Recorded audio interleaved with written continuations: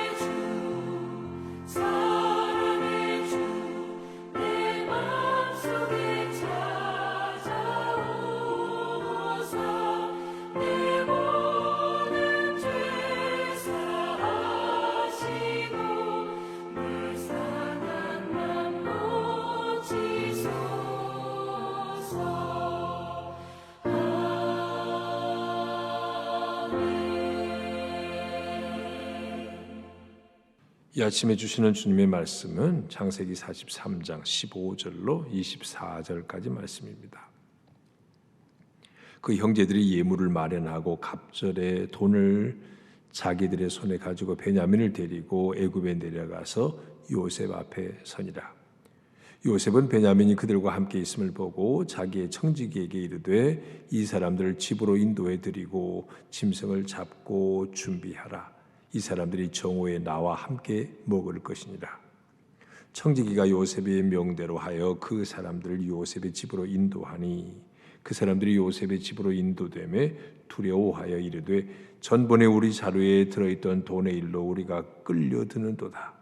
이는 우리를 억류하고 달려들어 우리를 잡아 노예로 삼고 우리의 나귀를 빼앗으려 함이로다 하고 그들이 요셉의 집 청지기에게 가까이 나아가 그 집 문 앞에서 그에게 말하여 이르되 내 주여 우리가 전번에 내려와서 양식을 사가지고 여관에 이르러 자루를 풀어본즉 각 사람의 돈이 전에 그대로 자루 아귀에 있기로 우리가 도로 가져왔고 양식 살 다른 돈도 우리가 가지고 내려왔나이다. 우리의 돈을 우리 자루에 넣은 자가 누구인지 우리가 알지 못하나이다. 그가 이르되 너희는 안심하라. 두려워하지 말라. 너희 하나님 너희 아버지의 하나님이 재물을 너희 자루에 넣어 너희에게 주신 것이니라. 너희 돈은 내가 이미 받았느니라 하고 시몬을 그들에게로 이끌어내고 그들을 요셉의 집으로 인도하고 물을 주어 발을 씻게 하며 그들의 나귀에게 먹이를 주더라. 아멘. 이제 요셉이라기보다는 야곱 가족이라고 해야지 옳겠죠? 자, 야곱 가족에서 야곱 가족들이 함께 어제 본문에 보면 이제 애굽에서 가지고 온 양식을 먹고 다 떨어졌습니다. 그리고 애굽의 생각만 해도 막 끔찍하고요. 그런데 양식은 다 떨어졌고 이러는 가운데 아버지 야곱과 그 아들들 사이에 갈등이 아주 깊었던 모습을 어제 본문에서 보았습니다. 어떻게 해야 할까? 그래 결국은 심각한 기근과 또 유다 네 번째 아들 유다가 아버지를 간절하게 설득을 한 결과 이제 야곱은 많은 예물을 들려서 그리고 베냐민이라는 말째 아우까지 함께 달려서 이제 애굽으로 보내게 됩니다. 그래서 이제 야곱의 10명의 아들이죠. 다시 지금 애굽에 있는 요셉과 결박당한 시몬 그리고 여기 있는 10명의 아들이 이제 애굽을 향해 내려갑니다. 오늘 본문은 여기서 시작하죠. 그 형제들이 예물을 마련하고 이 갑절의 돈을 자기들의 손에 가지고 베냐민 데리고 애굽에 내려가서 요셉 앞에 서니라. 베냐민까지 대동해서 이제 요셉에게 나아갑니다. 지난번에는 그냥 가나안에서 돈을 가지고 쌀만 사러 왔어요. 곡식만 사러 왔습니다. 그냥 그 거래죠, 거래. 사가면 그만이었지만 이번에는 돈을 갑절로 가져왔는데 지난번에 그 주머니에 곡식 주머니에 돈이 들어 있음으로 인해서 사실 이 형제들의 마음은 굉장히 두려웠습니다. 후환이 두려웠어요. 이게 무슨 함정일 수 있다. 그렇지 않아도 애굽의 총리가 계속 정탐꾼이라고 몰아가는데 아니라고 이제 겨우 설득을 했는데 아니 돌아오는 길에 보니까 이 곡식 자루에 돈까지 들어있다니요. 이 도둑으로 몰면 어떨까? 이런 불안함과 두려움이 없지 않아 있는 가운데 베냐민을 대동해서 요셉 앞에 이릅니다. 자, 요셉 앞에 서니라. 요셉은 베냐민이 그들과 함께 있음을 보고 자기의 청지기에게 이르되 이 사람들을 집으로 인도해 드리고 짐승 잡고 준비하라. 이 사람들이 정오에 나와 함께 먹을 것이니라. 사실 요셉이 그 자기 형들이 들어오는 중에 지금 들어오는 형은 9명이죠. 9명의 형과 자기 친어머니 라에게서 낳은 피부치 베냐민. 요셉이 그 자기 유일한 혈육인 어머니로서 보자면 유일한 혈육인 베냐민이 들어오는데 자기 동생이 하나밖에 없는데 얼마나 감정이 복받쳤겠습니까? 와락 가서 안고 싶었겠지만 아직은 자기 정체를 밝힐 시점이 아니라고 생각했기 때문에 그것마저 정을 억제합니다. 그리고 이제 집에 청지기에게 부탁하죠. 오찬을 준비하라. 지금요 애굽에 이 곡식을 사러 왔던 야곱의 아들들은 놀라지 않을 수 없습니다. 상당히 불안과 두려움이 있는 가운데 돈을 잔뜩 가지고 왔는데 총리 집으로 오찬을 준비하라고 이렇게 청지기에 명령한 걸 들을 때 얼마나 놀라운 일이에요. 말하자면 총리 공관으로 초대해서 오찬을 베풀겠다니 이 형제들은 도저히 이게 기쁘게 맞이할 수 없는 상황입니다. 마음은 갈수록 더 불안해요. 무슨 일을 꾸미려는가? 저 애굽의 총리가 이런 불안한 가운데 지금은 뭐 이래라 저 선택의 여지가 없어요. 이끄는 대로 가야 할 밖에요. 자, 그래서 청지기가 이제 요셉의 명대로 그 형제들을 집으로 인도했습니다. 총리 공간에 들어간 거예요. 이거 보통 영광스러운 일이 아닌데요. 18절에 보니까 그 사람들이 요셉의 집으로 인도되매 두려워하여 이르되 천번에 우리 자루에 들어있던 돈의 일로 우리가 끌려드는도다. 이는 우리를 억류하고 달려들어 우리를 잡아 노예로 삼고 우리의 나귀를 빼앗으려 함이로다. 사실 액면 그대로 보면 이게 무슨 영화나 드라마의 장면이라고 생각해 보십시오. 그래도 애굽, 가장 강대하고 번영한 나라 애굽, 왕의 2인자 총리 요셉의 공관이라고 생각해 보세요. 얼마나 집이 넓고 화려했겠습니까? 궁궐 다음 가는 엄청난 집이었을 텐데 거기 가서 보는 것만도 어리둥절했을 겁니다. 그런데 그 총리가 환영 오찬을 하겠다는데, 환영 리셉션을 하겠다는데 이게 얼마나 황홀한 일이에요. 우리가 환영을 받다니 뭐 이게 가나안에서 쌀 사러 온, 곡식 사러 온 이 뭐 이런 주제에 이런 오찬에 초대받는 거 이 보통 영광입니까? 이 얼마나 기쁜 일이에요. 믿기지 않을 일입니다. 이게 꿈인가 생신가 아마 살을 꼬집어 봐야 될 이런 상황인데 이 요셉의 형들은 기뻐할 수만 없습니다. 영광이라고 그냥 흥에 겨워 있을 그런 상황이 아니란 말이에요. 도리어 뭐라고 그랬어요? 오늘 본문에 두려워하여 이르되 그랬습니다. 두려워해서 이런 뭘 말했어요? 우리 자루에 있던 돈의 일로 우리가 끌려드는도다. 이제 우리가 도둑으로 몰리는구나. 그래서 우리 애굽의 총리가 이 자기 총리 집에 우리를 끌어들인 이유는 뭐냐? 여기서 우리를 노예로 부려먹으려고 이 생각하고 있습니다. 왜 이런 생각을 했겠어요? 두말할 거 없이 20년이 넘는 세월 지났습니다만 요셉을 노예 상인에게 팔았던 그 죄가 여전히 그들을 지배하고 있습니다. 죄책감. 해결되지 않는 죄책감이 그들을 붙들어 매고 있어요. 여기에 아무리 세월이 많이 흘러도 죄의 문제, 죄책감 처리하지 않으면 여전히 우리 발목을 잡는 겁니다. 의인은 없나니 한 사람도 없다고 그랬어요. 모두 죄인입니다. 우리는 과거의 어떤 죄 문제, 큰 죄를 지었어요. 그 문제를 하나님 앞에 회개하고 그리고 사람에게 잘못한 거라면 사람에게 가서도 용서를 빌고 그래서 주님이 용서해 주셨다는 사함의 확신을 갖는 것 중요합니다. 그 이후에는 사실 그 죄로부터 자유해져야 합니다.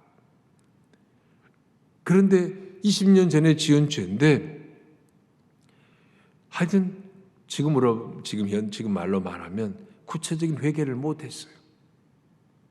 그리고 동생이 어떻게 된지 모르니까 동생에게 가서 용서를 구할 수도 없는 노릇이고요.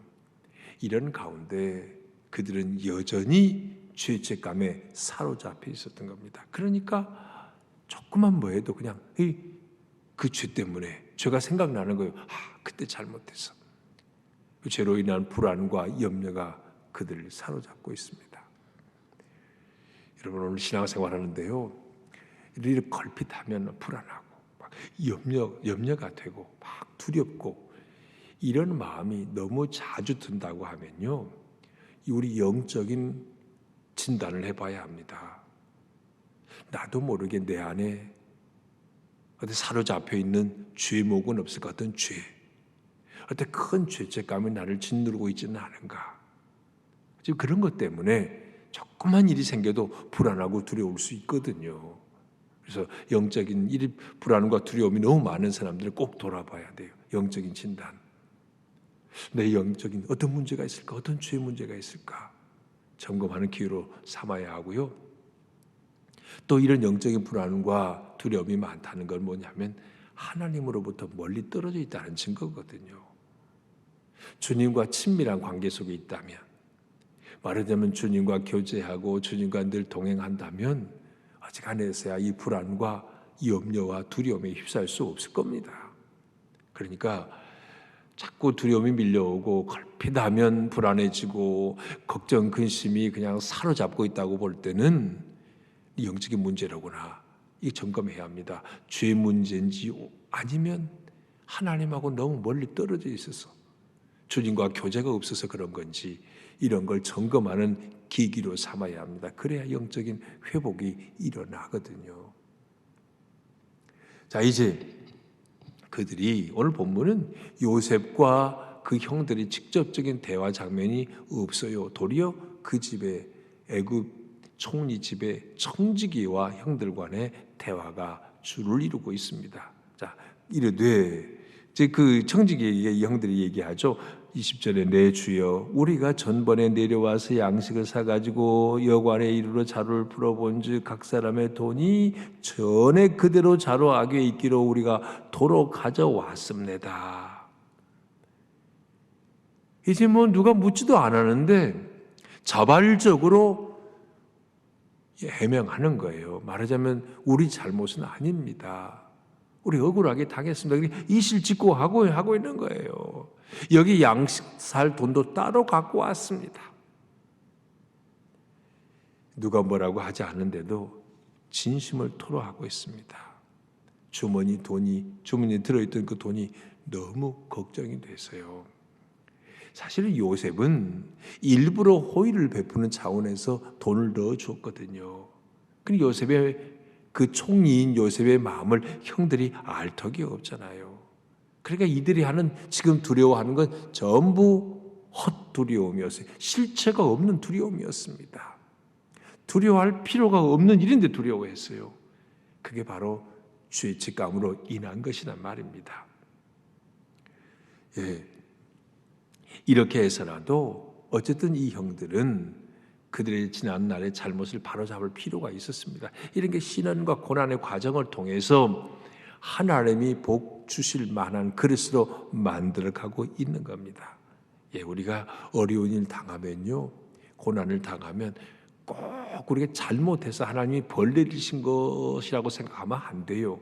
그러는 경우도 있지만 항상 그런 건 아니거든요. 하나님이 우리를 합당한 그릇으로 만들기 위해서 훈련하는 시간이로구나 라고 생각도 해야 합니다. 자, 이 청지기에게 요셉의 시종에게 이렇게 말했더니 요셉의 시종이 뭐라고 답변하냐면요, 좀 놀랍습니다. 23절에 보면요, 그가 이르되 너희는 안심하라, 두려워하지 말라. 너희 하나님 너희 아버지의 하나님이 재물을 너희 자루에 넣어 너희에게 주신 것이니라. 요셉의 시종, 요셉 총리 공관의 이 청직이 거의 비서실장쯤 되겠죠. 요셉의 비서실장. 그가 모든 재반 사무를 다 관장하는 겁니다. 여러분 안심하시오. 두려워하지 마시오. 이 원어에는 샬롬 그랬습니다. 다시 말하면 평안할지어다. 하나님의 평화를 빈 거예요. 염려하지 말라고요. 그 자루에 넣은 돈은 뭐라고 그랬어요? 너희 아버지의 하나님이 재물을 너희 자리에 넣어준 선물이요 라고 말합니다. 너희 돈은 내가 이미 받았어요. 지난번에 내가 돈 받았다고. 당신들이 속인 거 아니야. 그러니 염려하지 마시오 라고 얘기합니다. 여기에서 요셉의 총리 요셉의 이 청지기, 그의 면면을 또 우리가 눈여겨봐야 합니다. 틀림없이 그도 애굽 사람이었을 거고요. 아니면 다른 이방인 중에 끌려온 사람일 수도 있기는 있겠지만 어찌됐든 히브리 사람은, 이스라엘 사람은 아니라고요. 그런 그가 지금 하나님을 들먹거리고 있어요. 뭐라고요? 너희 하나님, 너희 아버지의 하나님이라고 얘기하고 있습니다. 요셉의 청지기가 하나님을 이야기하고 있습니다. 어찌 이리 됐을까요? 물어볼 것도 없죠. 요셉에게 받은 영향입니다. 총리 요셉으로부터 그는 하나님 이야기를 들었고 하나님을 믿었어요. 이것은 뭐냐면 요셉의 신앙과 요셉의 성품을 고스란히 보여주고 있는 겁니다. 요셉의 청지기도 요셉을 닮아서 하나님 잘 경외하고 그리고 요셉이 가진 이 성품까지 빼다 닮았습니다. 그래서 이 요셉의 청지기가 너무 멋지게 얘기하잖아요. 신실한 하나님의 집에 무슨 제사장처럼 얘기합니다. 안심하라, 두려워하지 말라. 얼마나 놀라워요.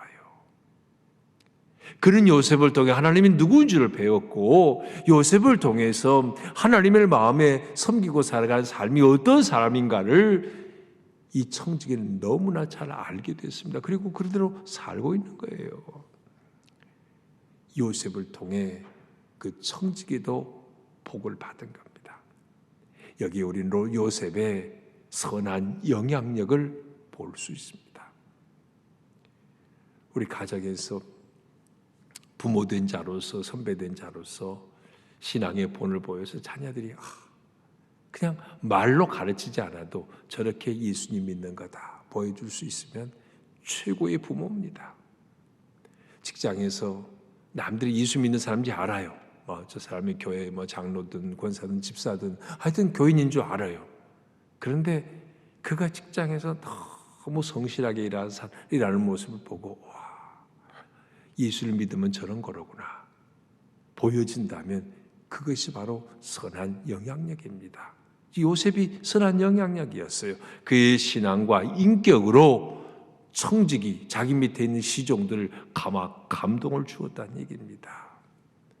우리 모두는 하나님의 일을 맡은 청지기입니다.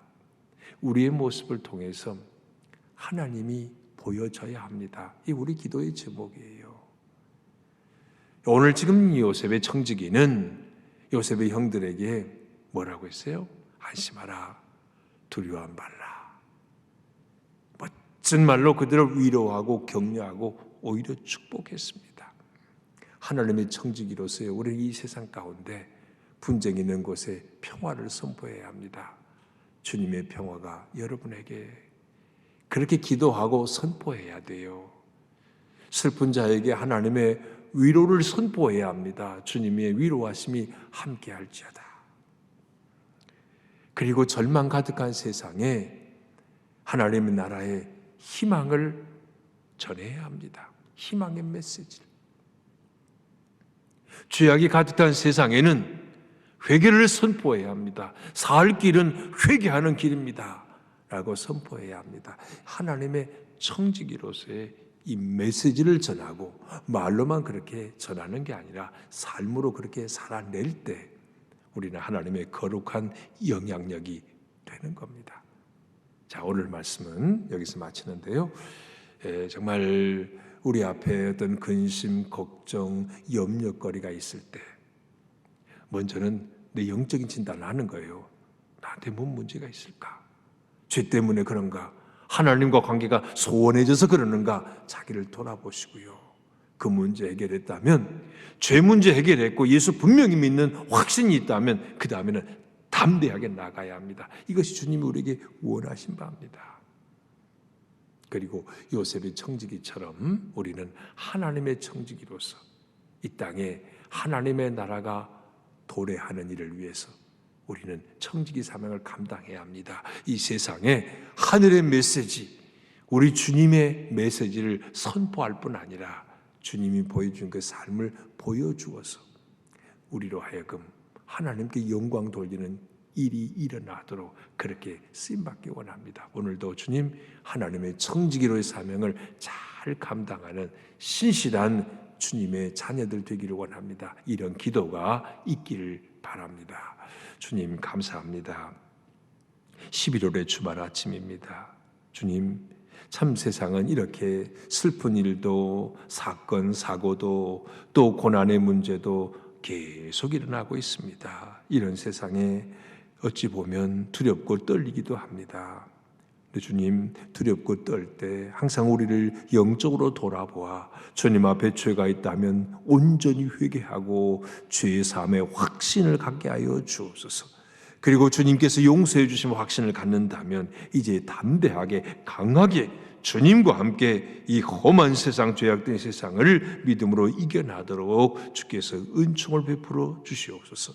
오늘도 주님 우리를 부르시고 우리에게 맡겨준 사명이 있습니다. 하나님의 청지기로의 삶을 살게 하여 주시옵소서. 우리에게 주신 삶의 자리, 가정에서, 교회에서, 직장, 사회 속에서 우리에게 주신 사명을 충실하게 감당해서 하나님의 나라를 말로 선포하고 삶으로 증거하는 신실한 주님의 증인들이 되게 하여 주시옵소서. 내일 거룩한 주일입니다. 우리 사랑하는 이 땅의 모든 하나님의 백성들이 또 우리 시온성 가족들이 건강한 몸과 여건 가지고 현장 예배에 나올 수 있도록 주께서 은혜로 역사하여 주시옵소서. 이 하루의 삶도 주님께 의지하오며 예수 그리스도의 이름으로 기도합니다. 아멘. 하늘에 계신 우리 아버지, 아버지의 이름을 거룩하게 하시며 아버지의 나라가 오게 하시며 아버지의 뜻이 하늘에서와 같이 땅에서도 이루어지게 하소서. 오늘 우리에게 일용할 양식을 주시고 우리가 우리에게 잘못한 사람을 용서하여 준 것 같이 우리 죄를 용서하여 주시고 우리를 시험에 빠지지 않게 하시고 악에서 구하소서. 나라와 권능과 영광이 영원히 아버지의 것입니다. 아멘.